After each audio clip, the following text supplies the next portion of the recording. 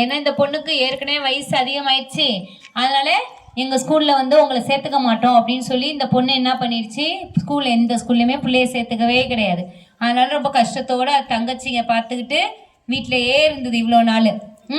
இப்போ நம்ம tuition centre இங்கே ஆரம்பித்ததுக்கப்புறம் இந்த பொண்ணுங்க கூப்பிட்டு நம்ம டியூஷனில் இந்த பொண்ணுக்கு என்ன பண்ணோம், ஏபிசிடி காங்காச்சா ஆனாவனா எல்லாம் சொல்லி கொடுத்தோம். ஆமாம் தானே?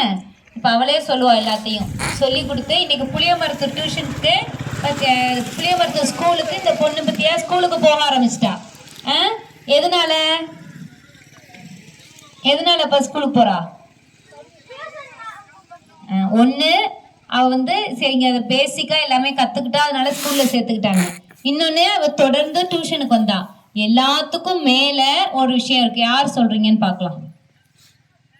இதுக்கெல்லாம் மேலே ஒரு காரணத்தினால தான் அவள் டியூஷன் இப்போ ஸ்கூலுக்கு அவள் கிடச்சிருக்கு, ஸ்கூலுக்கு போகிறா. எதனால சொல்லுங்க பார்ப்போம். ஏன்னா ஏசப்பானால தான் இப்போ இவ ஸ்கூலுக்கு போகிறா. ஏன் சொல்லுங்க, ஏன் ஏசப்பாவால் இப்போ ஸ்கூலுக்கு போகிறா? ஏன்னா நீங்களாம் என்ன பண்ணுறீங்க, தொடர்ந்து ஞாயிற்றுக்கிழமை இங்கே வரீங்களா, ஏசப்பாட்ட வேண்டுறீங்களா? கலைச்செல்வி வேண்டியிருப்பாளா, ஏசப்பா நானும் இந்த பிள்ளைங்க மாதிரி ஸ்கூலுக்கு போகணும், நானும் நல்லா படிக்கணும்னு வேண்டியா வேண்டலையா? வேண்டியிருக்கா. பத்தியா, ஏசப்பா அவள் ஜெபத்தை கேட்டு இன்னைக்கு எந்த ஸ்கூல்லையுமே சேர்த்துக்க மாட்டேன்னு சொன்னவளை புளியமரத்தூர் ஸ்கூலில் சேர்த்து இன்னைக்கு படிக்க ஆரம்பிச்சிட்ட. பத்தியா, இதுக்கு ஏசப்பாக்கு நீ நன்றி சொன்னியா சொல்லலையா? சொன்னியா?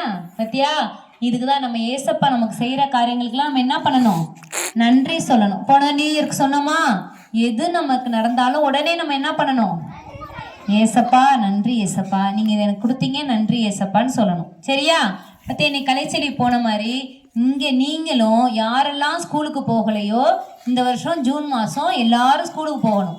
சரியா? அதுக்காக நீங்கள் ஏசப்பாட்ட தொடர்ந்து நீங்கள் ஜெபம் பண்ணுங்கள். ஏசப்பா உங்களையும் நல்ல ஒரு ஸ்கூலில் சேர்த்து விடுவாங்க. நீங்களும் நல்லா படிக்கணும். சரியா? இப்போ கலைச்செல்விட்ட கொடுப்போமா?